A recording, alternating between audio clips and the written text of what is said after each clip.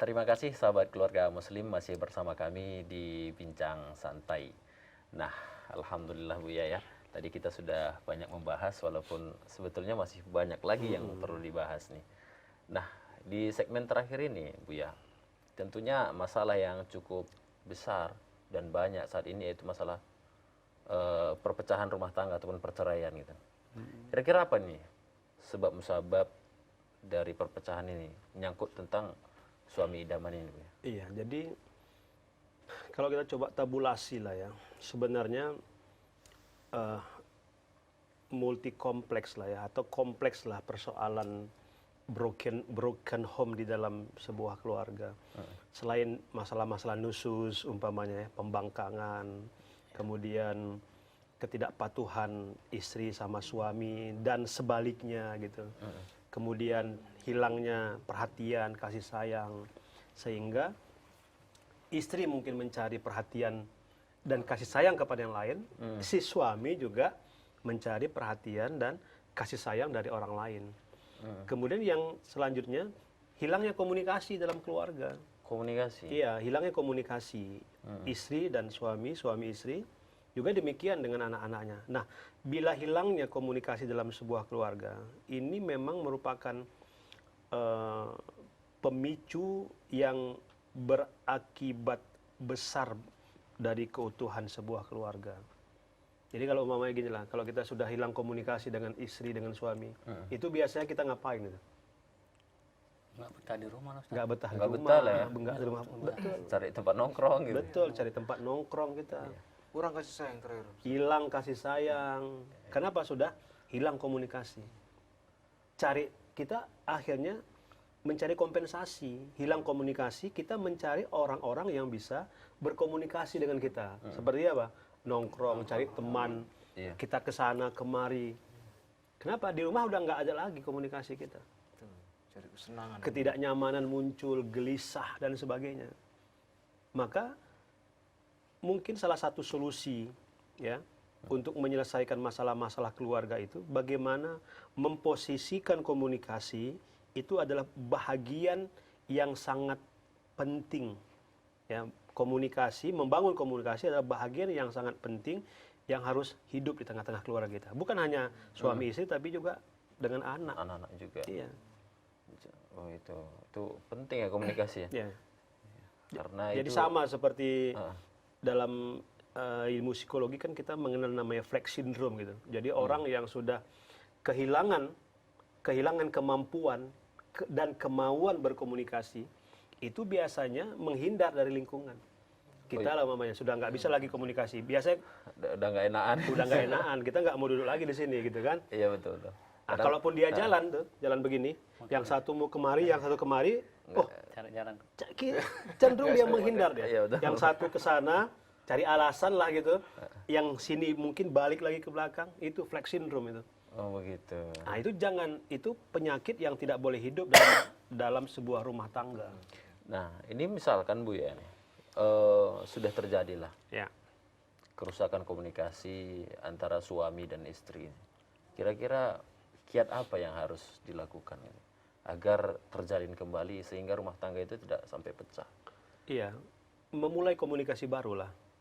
Dicari itu momennya. Iya, dicari momen-momen umpamanya momen di mana kita bisa berduaan umpamanya. Ya, momen di mana kita bisa berduaan. Sebenarnya dalam kehidupan keseharian kita bisa memanfaatkan momen-momen itu. Apa contohnya? Ketika menjelang mau tidur. Iya. Itu kan momen bagus sebenarnya bagi pasangan suami istri untuk berkomunikasi. Tetapi kan kenyataannya yang menjadi pengalaman kita gimana? Setelah sama-sama memijakkan kaki di tempat tidur, habis itu selesai tidur dia. Kenapa kita tidak kita sisihkan 3, 4, 5 menit untuk bincang-bincang dulu? Jadi sebaiknya kita ngobrol sambil bercanda ya, Ustaz? Wah, itu yang disenangi oleh Nabi sallallahu alaihi wasallam, ya kan? Itu yang dipraktekkan dan ditunjukkan oleh Nabi kan. Kadang gini, Uya, kita kan nggak ngomong itu kan karena ada cekcok awalnya. Iya. Sebab itu mungkin ya entah kita yang salah atau istri yang salah, gengsi gitu untuk memulai. Itu yang harus dihindari, sifat gengsi atau sifat mengakui kesalahan dan kebiasaan kita untuk berani, suka, terbuka hati untuk meminta maaf, mengakui kesalahan sendiri. Itu yang memang kadang-kadang di suami ini egonya besar. Iya. Sebenarnya bukan di suami aja ya, istri juga ada seperti itu Betul. kan. Karena Nah, itu yang harus dihilangkan gitu. Kita tahu salah nih, tapi kita menganggap ini saya suami nih, pemimpin saya di rumah tangga ini. Maunya istri kita yang bang minta maaf ya bang ya. Itu juga nggak apa-apa sebenarnya. Dalam rangka mencairkan apa ya, mencairkan suasana yang beku itu. Kebekuan suasana dihilangkan saja dengan itu. Memang kelapangan hati kita lah, ya, kelapangan hati kita. Maka dipesankan oleh Imam Ahmad itu perempuan itu senang dengan kasih sayang, senang dengan ungkapan-ungkapan cinta. Artinya apa? Perempuan itu senang dirayu. Itu suami idaman itu. iya.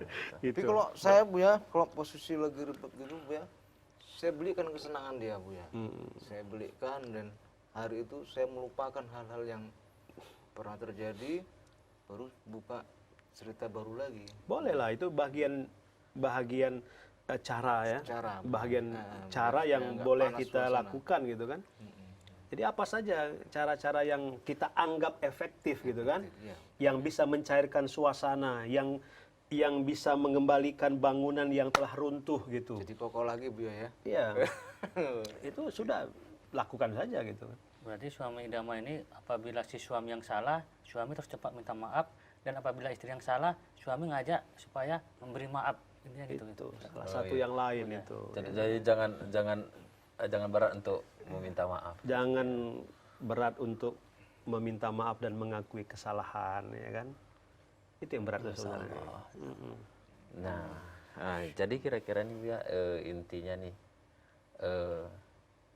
untuk menjadi suami teladan ini kesimpulannya apa kira-kira?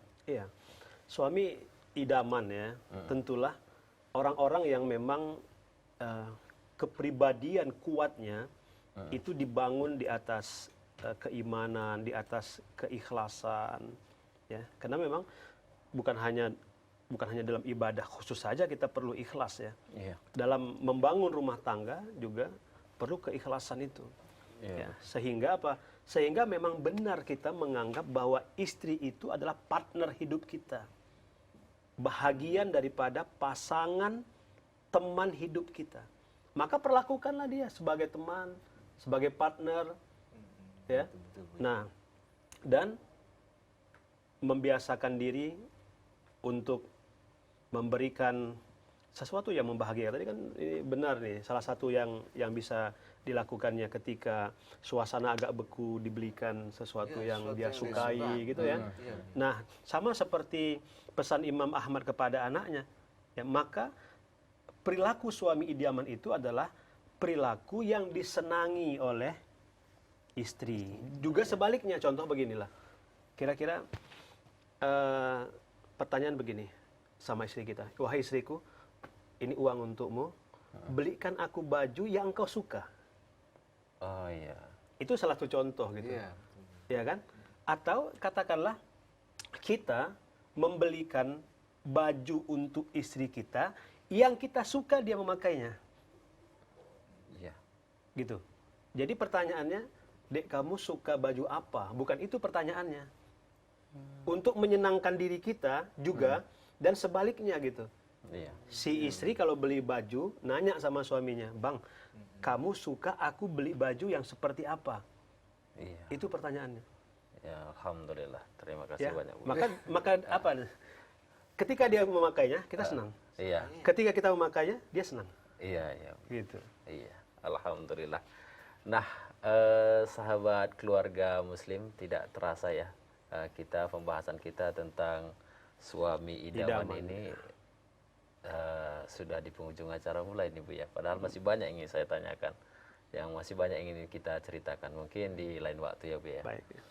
Nah, sahabat keluarga muslim, insya Allah di pekan depan kita akan berjumpa kembali dalam pembahasan yang lebih menarik insya Allah, masih di waktu dan jam tayang yang sama dan di hari yang sama. Nah, terima kasih banyak untuk Bu Yaidi sudah hadir di malam hari ini, Pak Pomo, Terima kasih. Abu Noval dan Pak Sismadi.